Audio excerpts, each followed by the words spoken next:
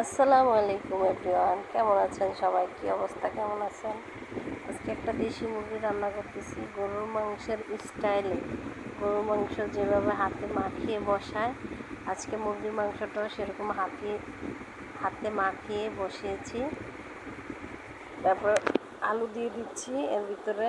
আলু দিয়ে কষায়ে তারপর ভালো করে একটু নেড়ে চেড়ে দিব।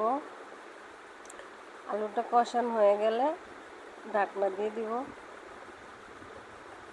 ঢাকনা শেষে মুরগির মাংসটা ভালো করে কষায় নেব।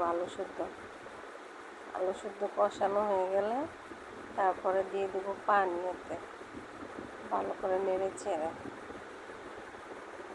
অবশ্যই আমার ভিডিওটি কেমন লাগলো আপনারা কিন্তু অবশ্যই লাইক কমেন্ট শেয়ার করে যাবেন। আর নতুন নতুন ভিডিও পেতে আমার চ্যানেলটিকে সাবস্ক্রাইব করে যাবেন। এখন দিয়ে দিব এটার ভিতরে পানি। আমি লবণ দিতে ভুলে গেছি, এই জন্য একটু লবণ দিয়ে আবার নাড়া দিয়ে দিচ্ছি। লবণ দিয়ে নাড়া দিয়ে তারপরে এর সাথে ভালো করে কষানো হয়ে গেলে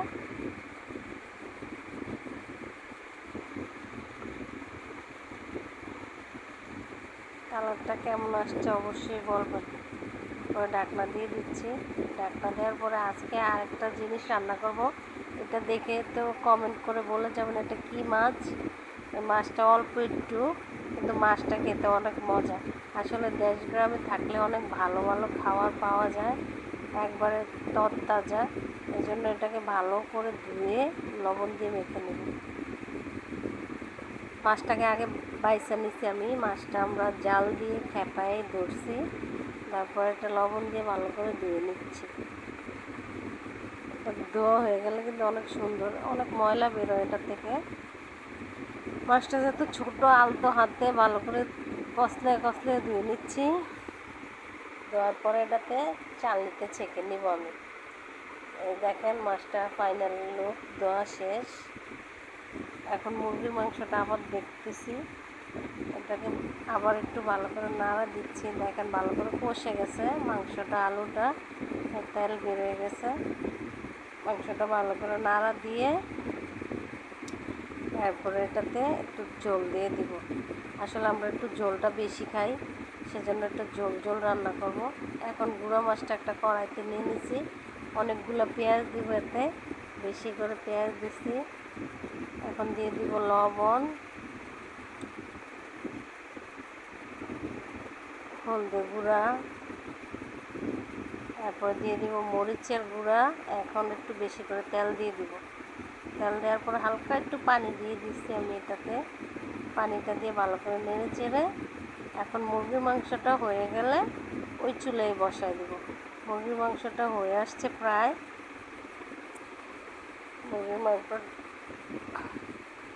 ভালো করে কতক্ষণ করে রেখে দিলাম।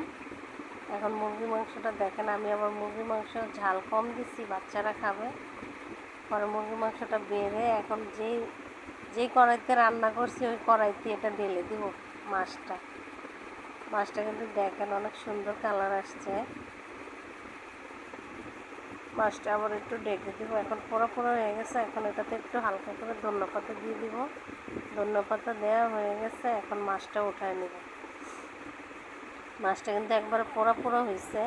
আসলে মাছটা অনেক স্বাদই হবে। এই দেখেন ফাইনাল লুক মাছের। অবশ্যই যদি আমার ভিডিওটি ভালো লেগে থাকে লাইক কমেন্ট শেয়ার করে দিবেন। নতুন নতুন ভিডিও পেতে চ্যানেলটা সাবস্ক্রাইব করে দিবেন।